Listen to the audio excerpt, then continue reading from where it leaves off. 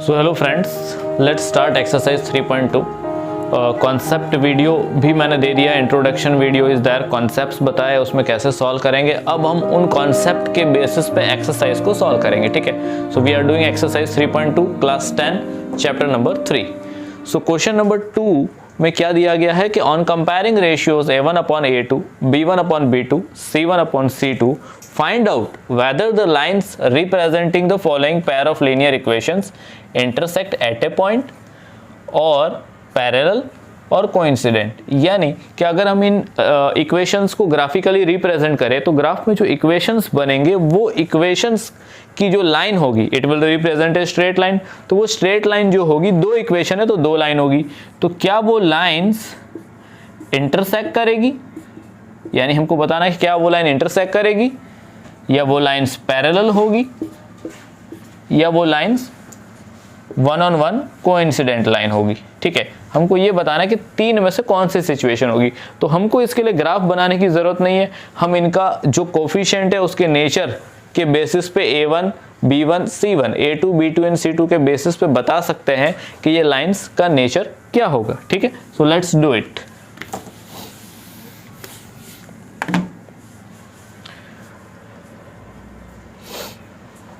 So what we'll do is we will compare first, solution लिख रहे हैं हम लोग यहाँ पे, by comparing given equations with standard form। हमने स्टैंडर्ड फॉर्म पढ़ा है, अगर जो बच्चों ने स्टैंडर्ड फॉर्म नहीं देखा है या स्टैंडर्ड फॉर्म के बारे में नहीं पता है तो वो इंट्रोडक्शन वीडियो देख सकते हैं। वो वीडियो पहले देख ले, उसके बाद इस वीडियो पे आए तो सॉल्यूशन और अच्छे से समझ में आएगा। तो हम क्या करेंगे, इक्वेशन को स्टैंडर्ड फॉर्म के साथ कंपेयर करेंगे। स्टैंडर्ड फॉर्म क्या है हमारा, a1x plus b1y plus c1 equal to 0, ठीक है, ये फर्स्ट इक्वेशन के लिए। और दूसरे इक्वेशन के लिए क्या है, a2x plus b2y plus c2 equal to 0। इस स्टैंडर्ड फॉर्म के साथ कंपेयर करके हम लोग क्या करेंगे, वैल्यू ऑब्टेन करेंगे। We get by comparing given equation with standard form, we get what? We get the values of a1, a2, b1, b2, c1 and c2, इनकी वैल्यूज मिल जाएगी, ठीक है। इक्वेशन 1 है तो उसमें 1 है, a1, b1, c1। So here you can see a1, so x की जगह पे, यहाँ पे देखिए x की जगह पे x है और a1 की जगह पे क्या है, तो a1 की प्लेस पे 5 है, यानी कोफिशिएंट क्या है x का, तो 5 है, तो a1 की वैल्यू मिल गई 5। देन हम देखते हैं क्या, b1, तो b1 की प्लेस पे क्या है 4। तो अभी आप सोच रहे होंगे कि इसका आंसर 4 होगा, तो नहीं, इसके आगे जो नेगेटिव साइन है वो भी इंपॉर्टेंस रखती है। You must write here -4। इसीलिए मैं क्लियरली और स्पेशली इसको स्पेसिफाई कर रहा हूँ कि बच्चे क्या करते हैं, अक्सर इसको 4 लिख देते हैं, तो वो गलती आपको नहीं करनी, it is -4। So coefficient of y क्या है, -4। c1 की वैल्यू 8 हो गई। इसी तरीके से हम दूसरे इक्वेशन से वैल्यू ऑब्टेन कर सकते हैं। आप देख सकते हैं x की जगह पे x है और दूसरे इक्वेशन में a2 की जगह पे 7 है। सो कोफिशिएंट ऑफ x यहाँ पे 7 हो गया, b2 की वैल्यू 6 हो गई एंड अगेन c2 की वैल्यू -9 होगी, ना कि सिर्फ 9, ठीक है। सो ये वैल्यूज हमने ऑब्टेन कर ली। अब इन वैल्यूज के बेसिस पे हम बता सकते हैं क्या, कि ये लाइंस कैसी होगी। So let's see. So what will do is we will check it out कि यहाँ पे क्या है, 5/7 है, ठीक है ना। a1 अपॉन a2 की वैल्यू ये है, b1 अपॉन b2 की वैल्यू क्या है हमारे पास, -4/6 है। तो क्या a1 upon a2 b1 upon b2 की वैल्यू से क्या कर रहा है, इक्वल है क्या, नहीं इक्वल है। सो अगर इक्वल नहीं है तो इट मीन्स क्या होगा, yes it has unique solution. और लाइंस कैसी होगी, इंटरसेक्टिंग लाइन, इट मीन्स कि यहाँ पे आंसर आएगा intersecting at a point. So what will write down is here कि here a1 upon a2 is not equal to b1 upon b2, यानी हमने यहाँ रेशियो चेक किया, ठीक है ना। पहले वैल्यूज लिखी और फिर हमने इसका देखा कि a1 अपॉन a2 की वैल्यू क्या है और b1 अपॉन b2 की वैल्यू क्या है। क्यों नहीं इक्वल है, क्योंकि 5/7 इज नॉट इक्वल टू -4/6। और अगर ये रिड्यूस फॉर्म में नहीं है तो इसको आप रिड्यूस फॉर्म में भी कन्वर्ट कर सकते हैं। यहाँ पे 2 2 4 एंड 2 3 6, यानी हम क्या लिख सकते हैं, -2/3 भी लिख सकते हैं। -2/3, क्योंकि कभी कभी आप रिड्यूस फॉर्म में नहीं करेंगे तो हो सकता है कि वो इक्वल हो, यानी यहाँ 10/14 होता तो अगर आप ऐसा लिखते हो कि 5/7 इज नॉट इक्वल टू 10/14 तो आपका बात गलत हो जाएगा। वैसे देखने में ये इक्वल नहीं लग रहा है, लेकिन अगर इसको रिड्यूस फॉर्म में लाते हैं तो 2 5 10 एंड 2 7 14, ये 5/7 ही हो जाएगा। सो इन चीज़ों का ध्यान रखना है आपको, ठीक है। तो यहाँ पॉइंट ये है कि कैंसलेशन करने के बाद यानी रिड्यूस फॉर्म में लाने के बाद भी यहाँ पे ये इक्वल नहीं है। So here a1/a2 is not equal to b1/b2 because 5/7 is not equal to -2/3। Therefore यहाँ पर रिजल्ट क्या बनेगा, therefore the lines intersect at a point।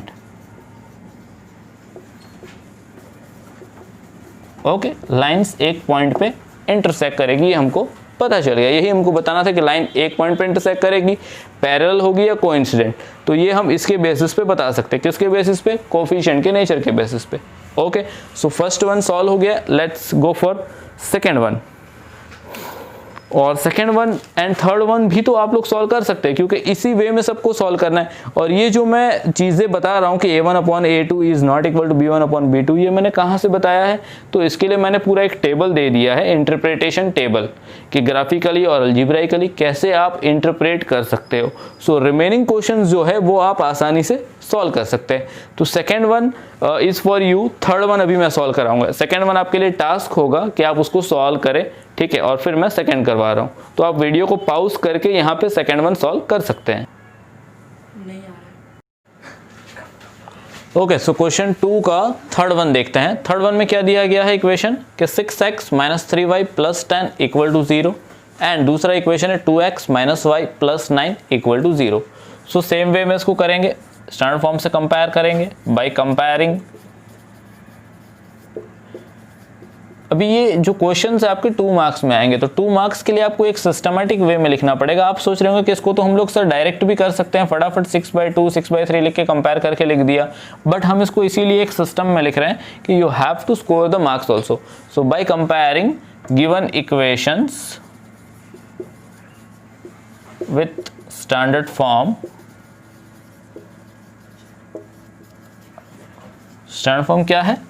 a1x + b1y + c1 = 0 and दूसरे इक्वेशन के लिए a2x + b2y + c2 = 0, ठीक है। what we get, the values we will get value of a1 b1 c1, ठीक है। सो a1 की वैल्यू क्या आएगी? यस एग्जैक्टली 6 आएगी। b1 की वैल्यू क्या आएगी? b1 की वैल्यू नेगेटिव आएगी -3 एंड c1 की वैल्यू आएगी आपकी क्या? 10।